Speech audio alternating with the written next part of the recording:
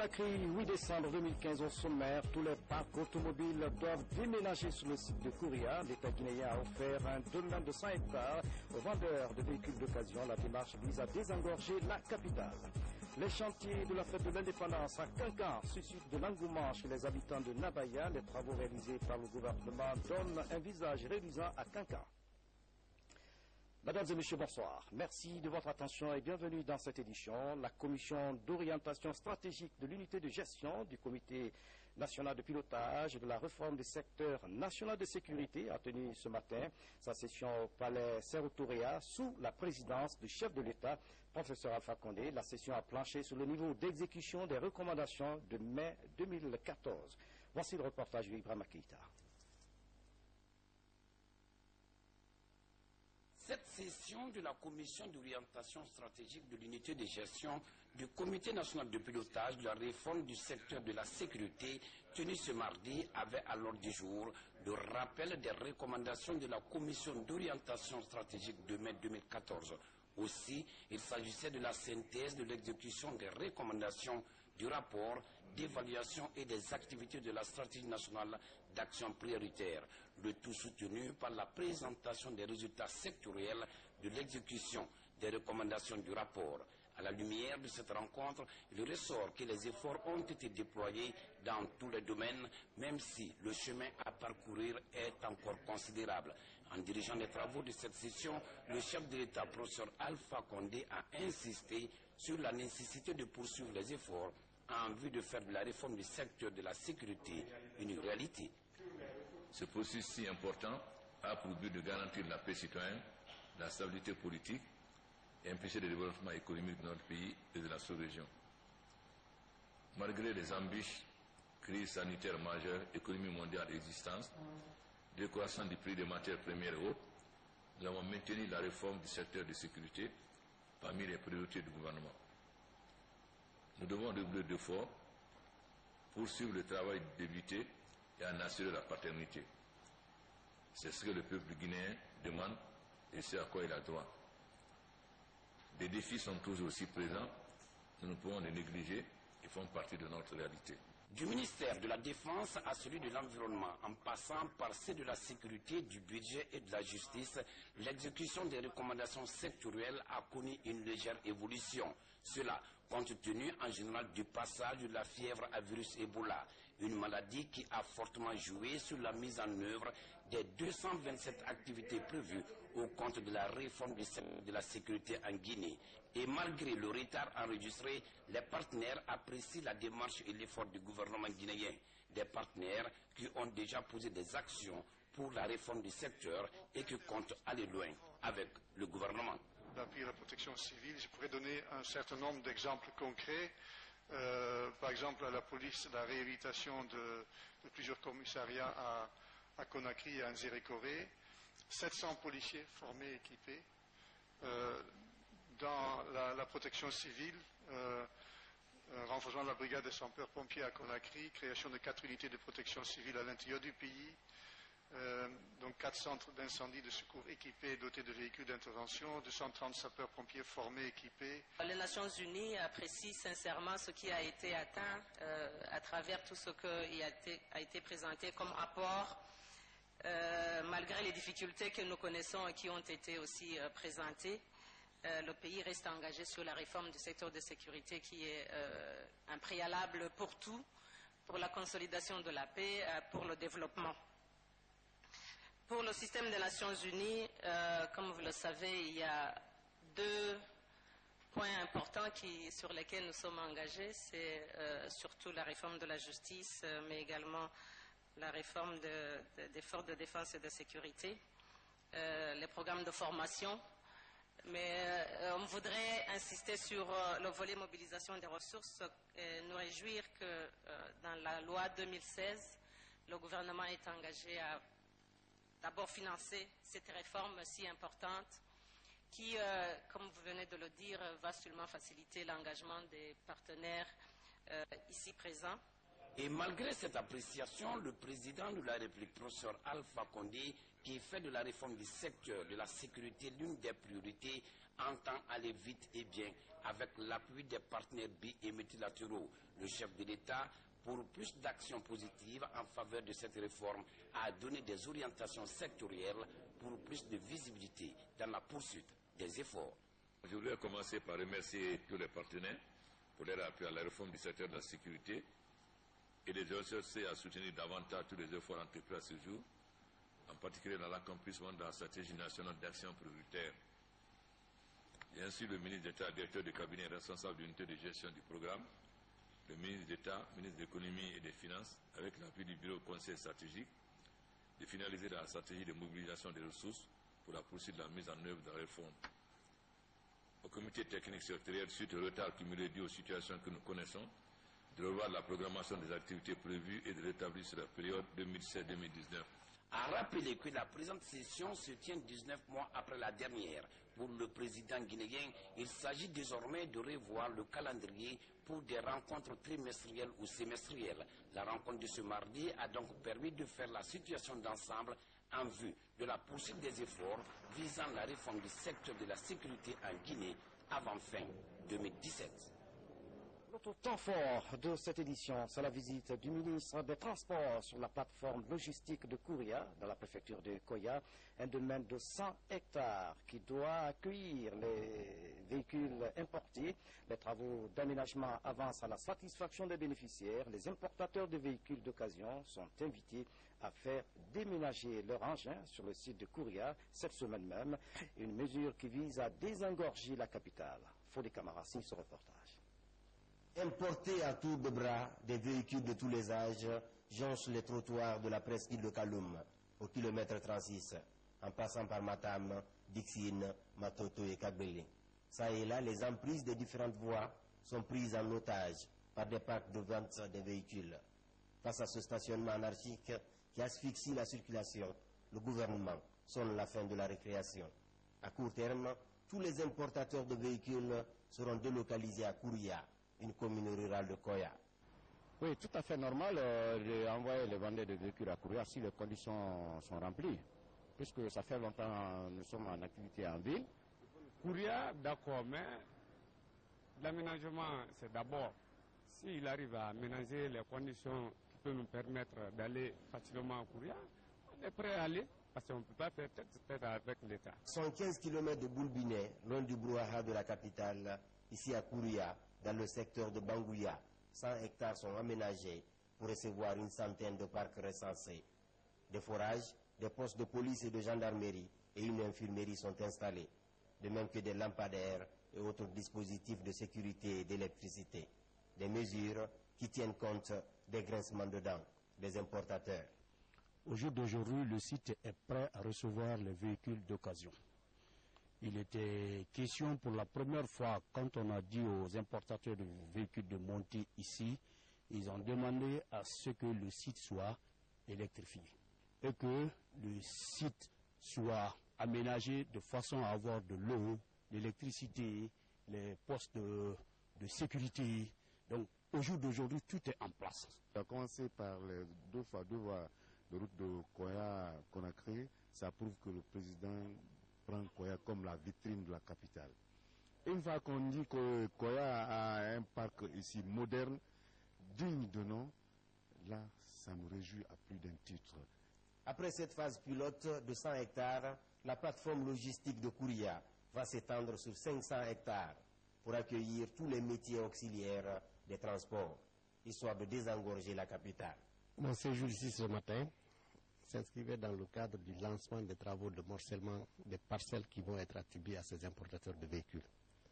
Je dois préciser que la totalité des importateurs qui sont dans la ville de Conakry, depuis Kaloum jusqu'à Kabele, ont été recensés. Ils sont à ce stade environ 80. Et ce matin déjà, les fiches d'attribution des dites parcelles sont en train d'être remplies par la Direction nationale des transports terrestres. À partir de ce soir, nous allons lancer un communiqué pour que dès demain, les importateurs passent récupérer leurs fiches d'attribution. Nous avions déjà informé les intéressés que le transfert devait être effectif avant l'investiture du président de la République. D'ores et déjà, une convention est scellée avec une société marocaine. Entre autres perspectives prometteuses, l'interconnexion ferroviaire Conakry-Kouria, mais aussi la construction d'une gare routière internationale avec des services complémentaires tels que les banques, assurances et contrôle technique des véhicules. Et puis à propos, un communiqué du ministère des Transports. Le ministre des Transports informe l'ensemble des importateurs et vendeurs de véhicules d'occasion de la ville de Conakry que dans le cadre du désengorgement de la ville et de l'amélioration de la fluidité de la circulation, l'opération de transfert des véhicules à destination de Kouria, préfecture de Koya, débutera impérativement le 10 décembre 2015 et prend fin au plus tard le 13 décembre 2015, délai de rigueur. À cet effet, les importateurs et vendeurs de véhicules sont invités à se présenter le mercredi 9 décembre 2015 à la Direction nationale des transports terrestres pour le retrait des fiches d'attribution des parcelles qu'ils doivent occuper sur la plateforme de Kouria ainsi que le plan type des parcs qui y seront aménagés. Par ailleurs, le ministre des Transports invite tous les transporteurs et les professionnels des activités connexes de transport à libérer sans délai les emprises des voies publiques conformément aux résolutions des différentes réunions tenues à cet effet. Tout contrevenant aux présentes instructions s'expose à la rigueur de la réglementation en vigueur. Le ministre des Transports s'est compté sur l'esprit de civisme de tous et de chacun sur le respect de l'engagement citoyen que les corporations de transporteurs ont pris à l'occasion des différentes réunions signées à Lioune Yalou. Des artères obstruées, des automobilistes indélicats, ce sont entre autres images qu'offrent certains endroits de la ville de Conakry. Le phénomène perdure et les conséquences inquiètent les habitants de la capitale. Pourtant, l'État guinéen ne manque pas d'action pour juguler le phénomène. La police vient d'engager de plus belle la bataille. Habib Thiam, commentaire. En quête de passagers, ce chauffeur de taxi a violé les règles de stationnement. Cette fois, il s'est retrouvé au mauvais endroit. Comme vous voyez maintenant là, le taximan vient en plein carrefour, ce qu'on appelle la rentrée cochère. Il vient garder là-bas au carrefour pour une rentrée. Maintenant, dès qu'on vient maintenant, nous les policiers, c'est pour ça que l'État nous a donné les motos, les moyens de déplacement et les moyens de communication. Nous avons ça aussi avec les carnets de labellisation. Dès qu'on le prend maintenant là, on l'envoie, on le donne dessus. À cette réalité de Conakry s'ajoute une vieille habitude. L'occupation express de la chaussée par des voitures et autres vieux camions très souvent à l'abandon. Au-delà des bouchons qu'ils engendrent, le phénomène porte préjudice à l'activité de certains citoyens de Bonfi. Ça fait plus de 6 mois, le camion est garé là. Celui qui est derrière là, ça fait presque 3 mois, elle est là. Le remorque qui est derrière là-bas là, ça fait presque 7 mois, elle est là. C'est pas bon. Ça nous empêche, ça crée l'accident sur la route. La police routière est pourtant très présente sur le tronçon, mais elle doit agir selon les moyens de bord. Les camions qui sont garés au long de la route là, des fois on les dit d'enlever. Mais dès que le camion est en panne, on n'a pas de grue pour le camion, pour enlever le camion. On n'a pas de la grue contre le camion. Mais les petites voitures qui garent là, on a la grue ici avec nous. Il y a quelques mois, cette artère de Madina s'est illustrée par un trafic désordonné. Avec l'engagement de la police routière, l'on est vers un retour à la normalité. Tout est désordonné, mais quand même, j'arrive à les mettre en ordre.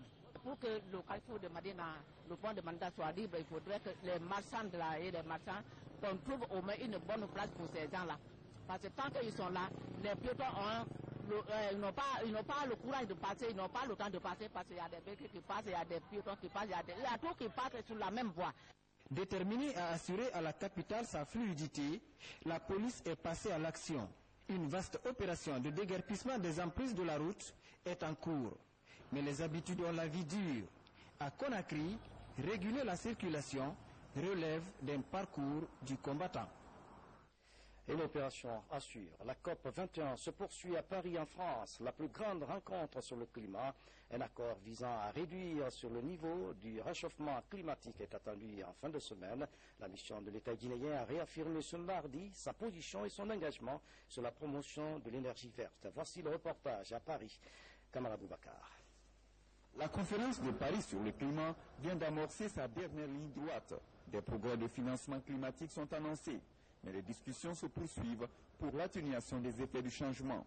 Pour les pays victimes du drame climatique, l'accord ne sera pas signé à la sauvette. Techniquement, les négociateurs ont fait le travail. Bien qu'il y ait eu des procès qui restent à côté, pas de consensus, parce que les procès, c'est quoi? C'est pour que tous les continents retrouvent leurs préoccupations dans ces textes. Nous ne voulons pas faire comme le protocole de Kyoto, où on s'est laissé faire. Il y a eu des choses qui ont été obtenues et qui ont mis l'Afrique un peu de côté. Mais pour cette fois-ci, il faut que nous nous mettons d'accord sur tous les aspects du problème et que des projets qui doivent disparaître en tenant compte des priorités de l'Afrique. À Paris, pas de fioriture, tout est passé au crible. Les pays réaffirment leur engagement politique, présentent leur fragilité et déroulent des mesures d'atténuation et d'adaptation à la menace climatique.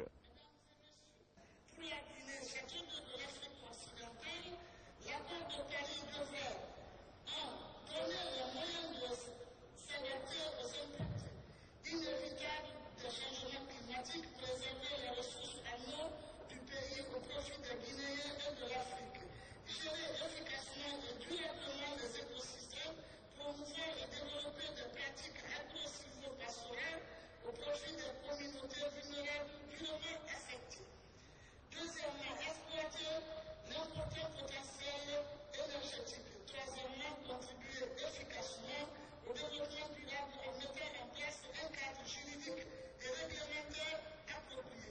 Solidaire de la position africaine, la Guinée concentre ses efforts d'atténuation autour de la promotion des énergies renouvelables comme l'hydroélectricité et la gestion durable de ses forêts.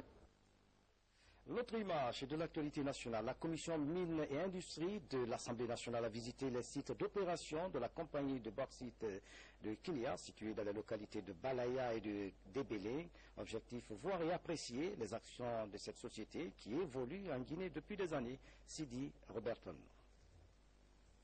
Une journée entière consacrée par les parlementaires à la visite des zones d'exploitation de la compagnie de bauxite de Kindia, CBK, à Balaya et Débélé notamment.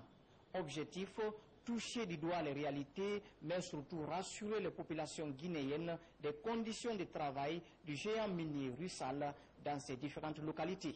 Nous sommes très satisfaits et nous avons remarqué qu'il y a de gros efforts réalisés dans le cadre de cette exploitation et nous encourageons énormément la direction de la CBK d'ouvrir les portes afin que la direction de l'environnement du Kindia puisse être avec eux. Nous espérons qu'il y ait une coopération réelle, une collaboration réelle entre les services de l'environnement, les services déconcentrés et les sociétés minières, parce que ce sont ces services qui peuvent apprécier la réalité sur le terrain.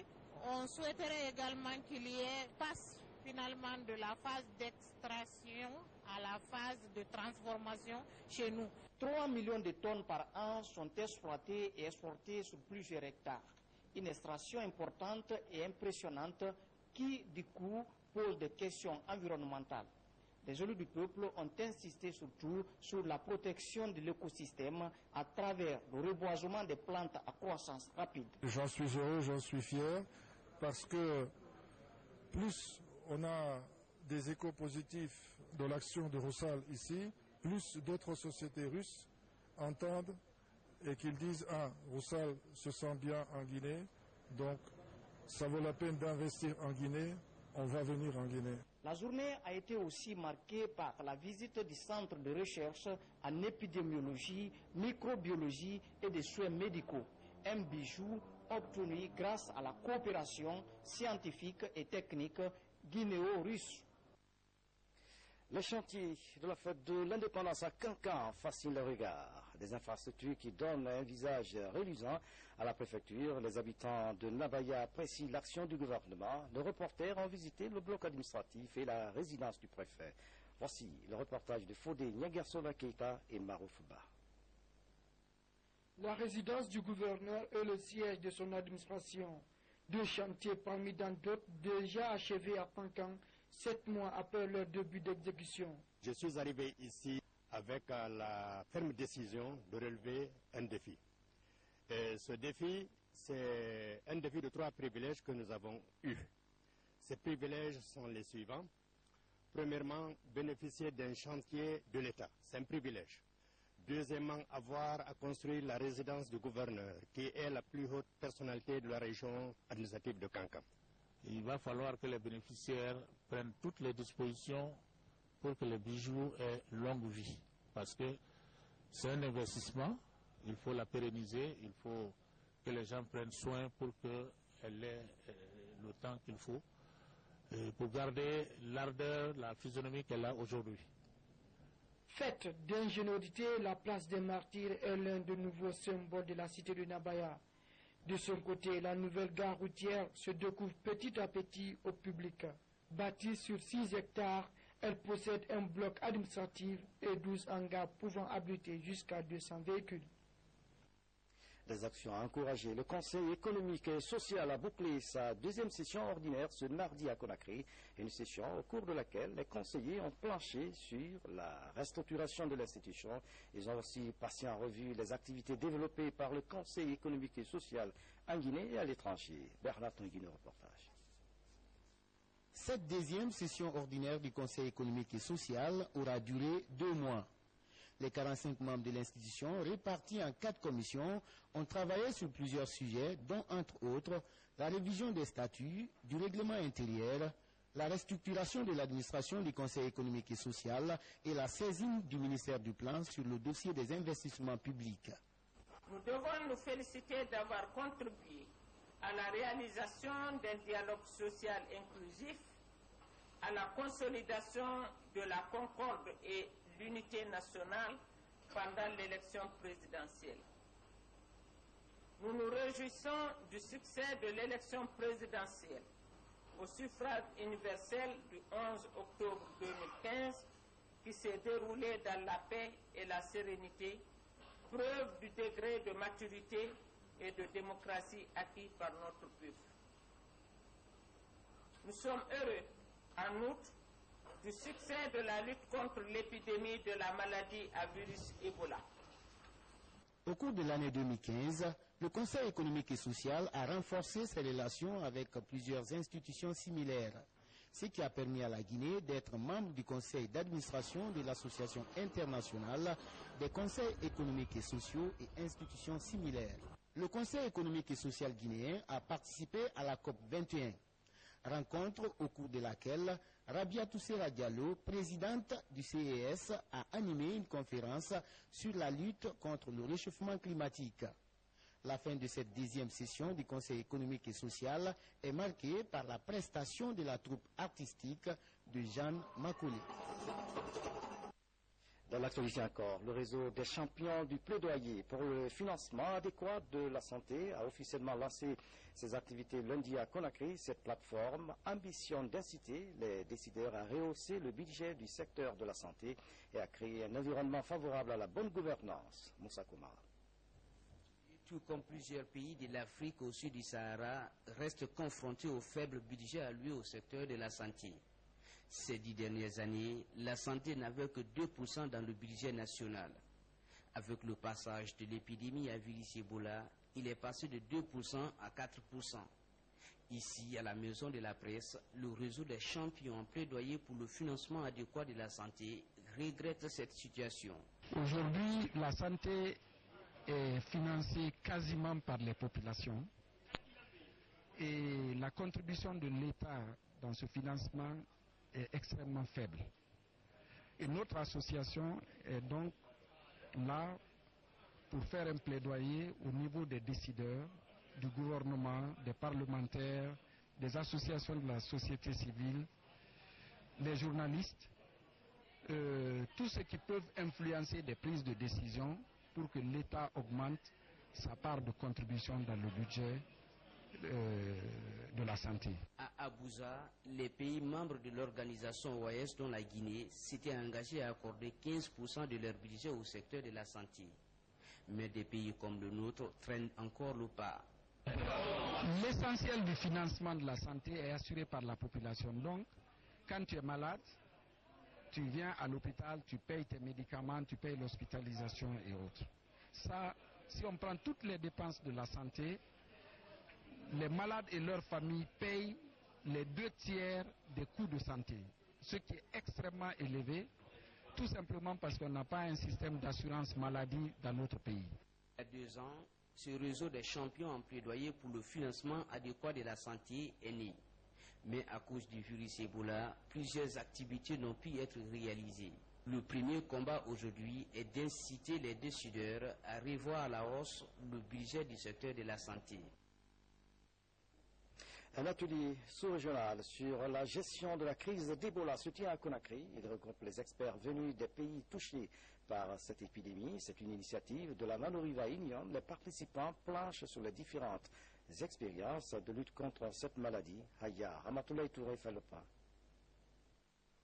Depuis l'apparition de la maladie à virus Ebola dans l'espace Mano, plusieurs efforts ont été conjugués pour sortir ces pays de cette épidémie. C'est ainsi que le Libéria et la Sierra Leone ont été déclarés libres d'Ebola le 20 novembre 2015 et la Guinée est en voie de sortir de l'épidémie.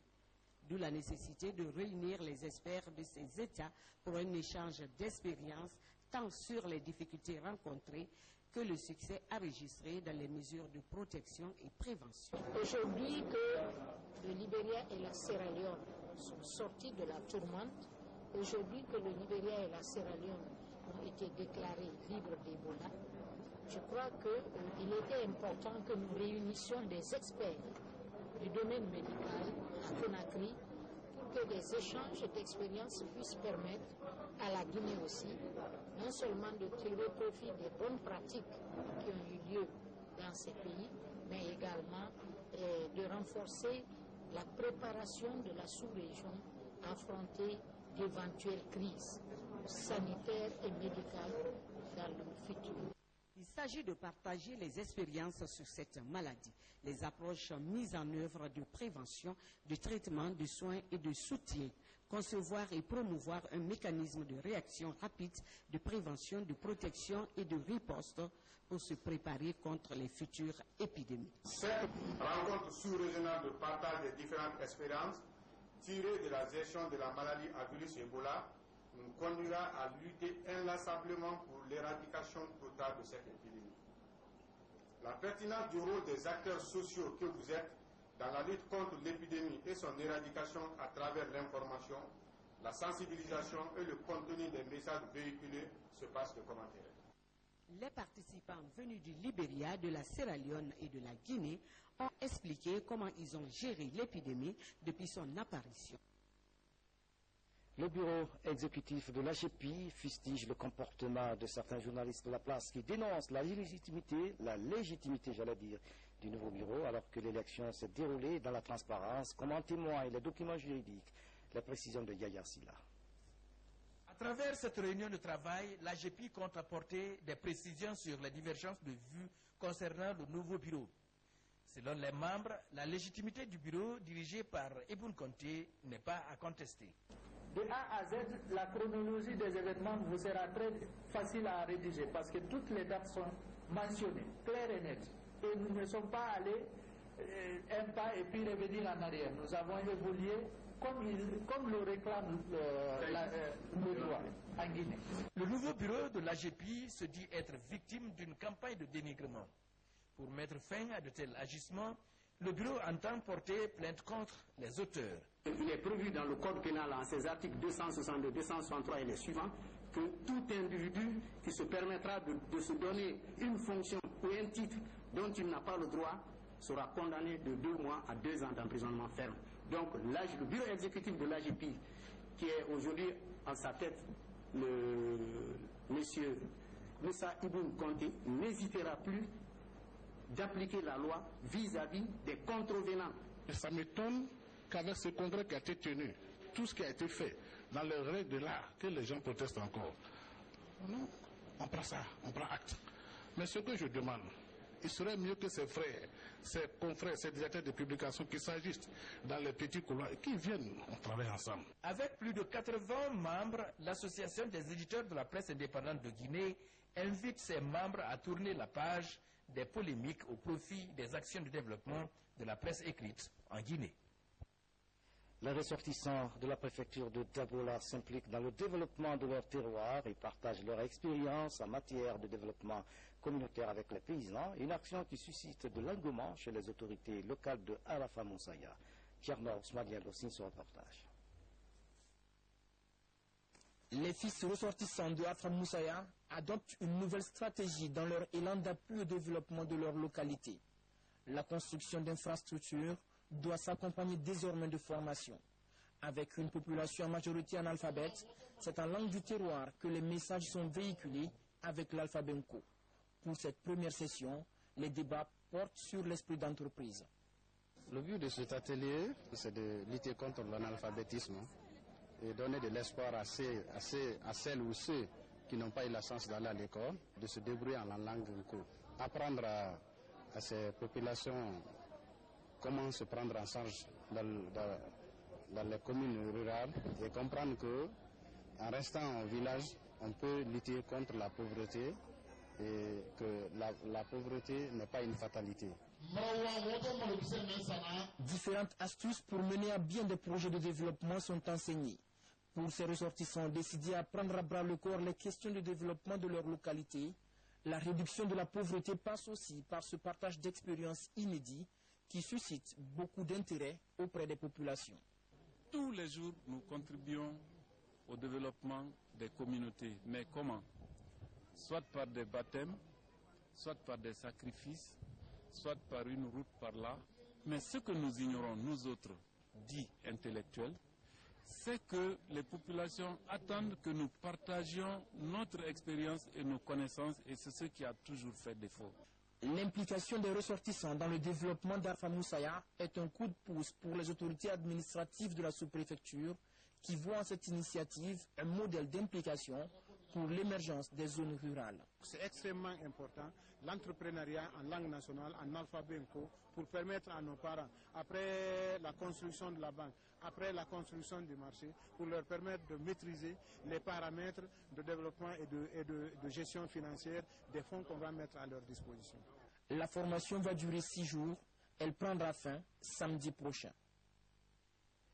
Nos deux compatriotes morts à Kidal, au Mali, ont été décorés à titre posthume par la délégation des Nations Unies. Les deux soldats guinéens de la MINUSMA ont bénéficié de l'hommage de la République et seront inhumés ce mercredi. Le reportage de commandant Omel Kassé, correspondant de la presse militaire. Après la base aérienne principale de Conakry, la salle de conférence du ministère de la Défense nationale a servi de cadre à la délégation onusienne et malienne d'adresser les condoléances aux autorités civiles et militaires guinéennes et aux familles éplorées. Please accept my deepest condolences for the loss of your two brave soldiers. S'il vous plaît, acceptez mes condoléances les plus sincères pour votre perte de deux soldats et camarades. Et vous pouvez être fiers de vos soldats à Kidal qui font un travail merveilleux. J'ai eu l'opportunité de décorer les deux soldats, les deux lieutenants avec le médaille de l'ONU. Suite à la perte cruelle du commandant Mawal Diallo et du caporal Jacob Loua, tous deux militaires du contingent guinéen de la MINUSMA, décédés suite à l'attaque du camp de la MINUSMA survenue à Kidal au Mali par des ennemis de la paix sans foi ni loi. Les compétences et qualités reconnues en ces deux vaillants soldats de la paix par les plus hautes autorités maliennes leur ont valu d'être cités en exemple parmi les plus méritants fils de l'Afrique. C'est pourquoi Son Excellence, Monsieur le Président de la République du Mali, grand maître des ordres nationaux, leur confère la médaille de la Croix de la valeur militaire, la plus haute distinction militaire au Mali, à titre posthume et étranger. En réponse, le ministre délégué à la Défense nationale s'est adressé en ces termes.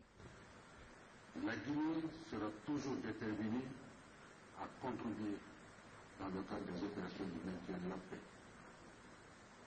au sein du système des Nations Unies. Monsieur le Président de la République me charge de vous dire merci pour tout l'effort que vous avez déployé afin de rapatrier les corps de nos deux frères d'armes ici en Guinée. La la délégation malienne et onusienne ont signé dans le livre d'or du ministère de la Défense nationale. Mesdames et messieurs, c'est la fin de cette édition. À tous, merci de nous avoir suivis. Excellente soirée, où que vous soyez dans le monde. À demain.